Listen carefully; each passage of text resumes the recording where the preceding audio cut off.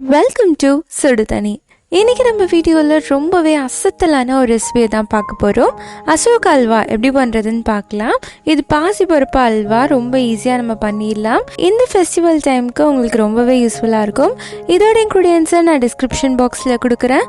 இப்போ வாங்க சேர்ந்து சமைக்கலாம். ஃபஸ்ட் இதுக்கு நம்ம பாசிப்பருப்பை வேக வச்சிடலாம். நான் 1 கப் பாசிப்பருப்பு எடுத்துக்கிறேன். இதை ஃபஸ்ட்டு நம்ம நல்லா வறுத்துடலாம். நல்லா வாசம் வர வரைக்கும் இதை வறுத்துக்கோங்க.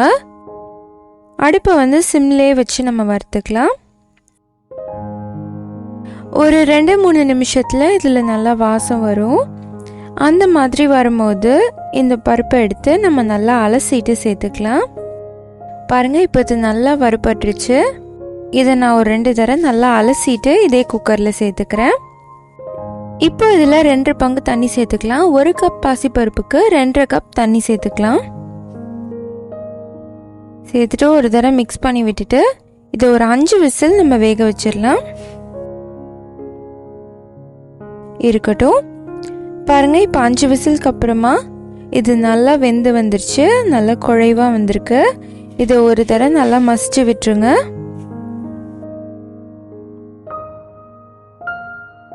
இதை நல்லா மசிச்சு விட்டுட்டு நம்ம ஆற வச்சிடலாம். இதை நம்ம அரைக்க போகிறோம். இது நல்லா ஆறுனதுக்கப்புறமா நம்ம அரைச்சிக்கலாம்.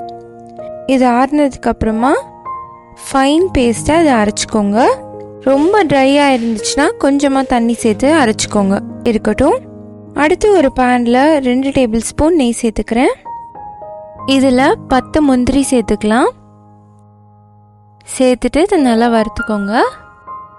முந்திரி நல்லா செவந்து வந்ததுக்கப்புறமா இதை நம்ம எடுத்து தனியாக வச்சிடலாம். இப்போ இதே நெய்யில் நம்ம 2 டேபிள் ஸ்பூன் கோதுமை மாவு சேர்த்துக்கலாம்.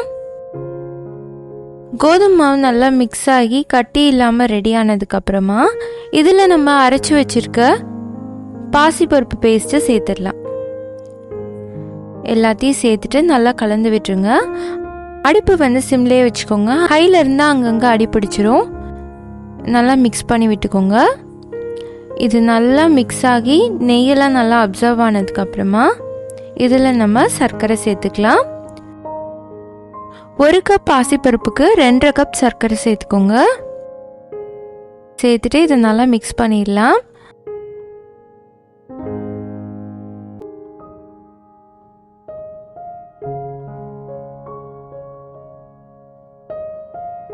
இது ஃபுல்லாகவே பருப்புங்கிறதுனால சர்க்கரை கொஞ்சம் கூட இருந்தால் தான் அந்த இனிப்பு நல்லா தெரியுது. இல்லாட்டி ரொம்ப கம்மியாக இருக்குது, அல்வா மாதிரி இல்லை. ஸோ 2.5 கப்பாவது சேர்த்திங்கன்னா தான் உங்களுக்கு நல்லா அந்த அல்வா டேஸ்ட் வருது. அப்பப்போ இதில் நெய் சேர்த்துக்கலாம். நீங்கள் ஃபர்ஸ்ட்டு 1க்கு 2 சேர்த்துட்டு தேவைப்பட்டுச்சுன்னா கூட நீங்கள் அதுக்கப்புறம் சேர்த்துக்கலாம். இது நல்லா மிக்ஸ் பண்ணி விட்டுருங்க.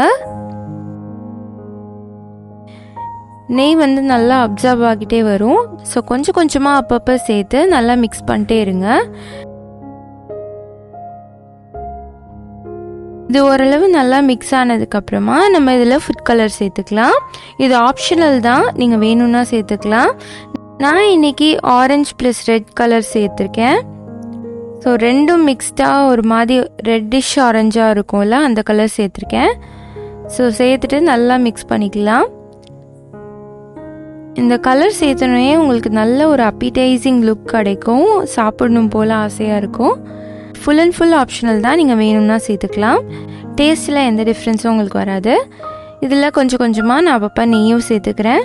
சேர்த்துட்டு நல்லா மிக்ஸ் பண்ணி விட்டுக்கிறேன். பாருங்கள், இப்போ நல்லா இது டெக்ஸ்சர் வந்துருச்சு. இந்த மாதிரி நம்ம மிக்ஸ் பண்ணும் போது அந்த தடம் தெரியும். அந்த மாதிரி இதை மிக்ஸ் பண்ணிக்கோங்க. லாஸ்ட்டாக இதில் கொஞ்சமாக பச்சை கற்பூரம் சேர்த்துக்கிறேன். ஒரே ஒரு பிஞ்ச் மட்டும் சேர்த்துக்கோங்க. நிறையா சேர்த்திங்கன்னா அது சாப்பிட முடியாமல் போயிடும். சும்மா அந்த ஃப்ளேவர் வர அளவுக்கு ஒரு சிட்டிகை மட்டும் சேர்த்துக்கோங்க. சேர்த்துட்டு நல்லா மிக்ஸ் பண்ணி விட்டுடலாம். தேவைப்பட்டுச்சுன்னா கொஞ்சம் நெய் கூட நீங்கள் சேர்த்துக்கலாம். இப்போ இது சூப்பராக ரெடி ஆயிடுச்சு. இது ரெடி ஆனதுக்கப்புறமா நான் வறுத்து வச்சுருக்க முந்திரி அதில் சேர்த்து நல்லா மிக்ஸ் பண்ணிக்கிறேன். பாருங்கள், டெக்ஸ்சர் எவ்வளோ சூப்பராக வந்திருக்குன்ட்டு. நல்லா அல்வா டெக்ஸ்சர் வந்துருச்சு. இப்படி போட்டிங்கன்னா லேயர்ஸ் மாதிரி வரணும். ஸோ இப்போ இது ரெடியாக இருக்குது. நான் இதில் கிட்டத்தட்ட 3/4 கப் நெய் சேர்த்துருக்கேன். நம்மளோட அசோகா அல்வா சூப்பராக ரெடி ஆகிடுச்சு. இந்த ஃபெஸ்டிவல் டைமுக்கு இது சூப்பரான ஒரு ரெசிபியாக இருக்கும். பண்ணுறதும் ரொம்பவே ஈஸி தான். மித்த அல்வாவை விட நீங்கள் கொஞ்சம் ஈஸியாகவே இதை பண்ணிடலாம். நீங்களும் கண்டிப்பாக இந்த சூப்பரான ரெசிபியை ட்ரை பண்ணி பார்த்துட்டு எப்படி இருந்துச்சுன்னு சொல்லி கமெண்ட் பண்ணுங்கள். இந்த வீடியோ உங்களுக்கு பிடிச்சிருந்தா லைக் பண்ணுங்கள். சுடு தண்ணி சேனலை சப்ஸ்கிரைப் பண்ணுங்கள். தேங்க்யூ.